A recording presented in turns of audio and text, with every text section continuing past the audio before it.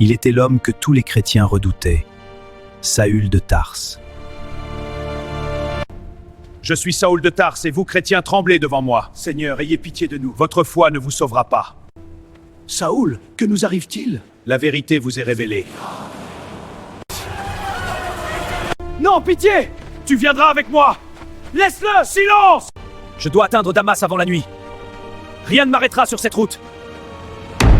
Saül, pourquoi me persécutes-tu? Il était l'homme que tous les chrétiens redoutaient, Saül de Tarse. Un nom qui faisait fuir des familles entières, les forçant à se cacher. Saül nous a trouvés. Vite, cachons-nous. Par ici, les enfants, ne faites pas de bruit. Avec l'autorité du grand prêtre, il faisait irruption dans les maisons, arrachait les croyants et les jetait en prison. Il croyait servir Dieu. Mais sur la route de Damas, Saül ne chassait personne, il allait être attrapé par la grâce. Saül était présent à la lapidation de Étienne, le premier martyr chrétien, alors qu'il approuvait l'exécution. Mais Saül n'était pas satisfait. Il devint obsédé par l'anéantissement des chrétiens et de leurs mouvements. Chaque jour, il poursuivait avec une détermination implacable les disciples de Jésus. Mais Jérusalem ne suffisait pas. Et ainsi, avec l'autorité en main, Saül s'engagea sur la route de Damas, rempli de colère et inconscient que le ciel le regardait. Vers midi, alors que Saül approchait de la ville, quelque chose d'inimaginable se produisit. La force de la lumière le renversa à terre. Saül, pourquoi me persécutes-tu? Qui es-tu, Seigneur? Je suis Jésus que tu persécutes. Lève-toi et entre dans la ville. Là, on te dira ce que tu dois faire. Les hommes qui accompagnaient Saül entendirent la voix, mais ne virent personne. Saül se releva, mais lorsqu'il ouvrit les yeux, il était aveugle. Conduit par la main comme un enfant, le puissant Saül entra dans Damas. Pendant 3 jours, il ne mangea ni ne but. Il resta dans l'obscurité totale, physiquement et spirituellement.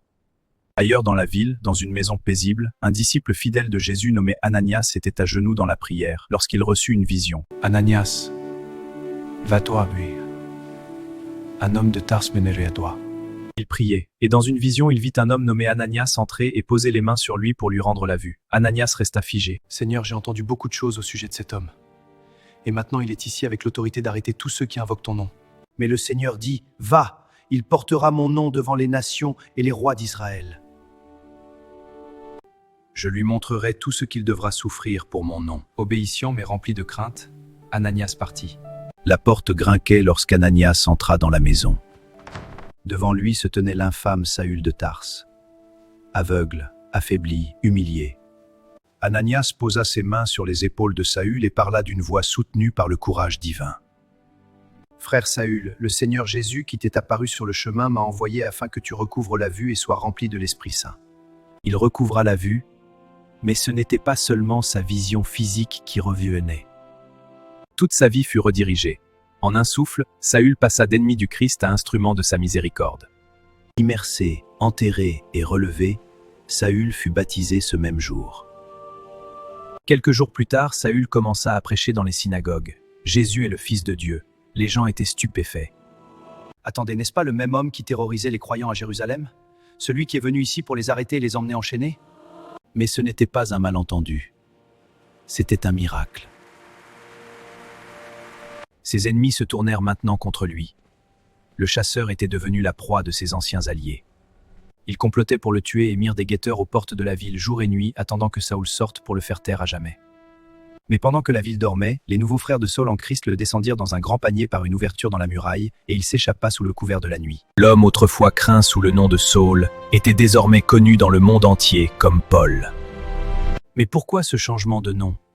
Saül était son nom hébreu, un nom d'héritage et de tradition. Mais Paul était son nom romain, un nom qui désormais a appelé à atteindre les nations.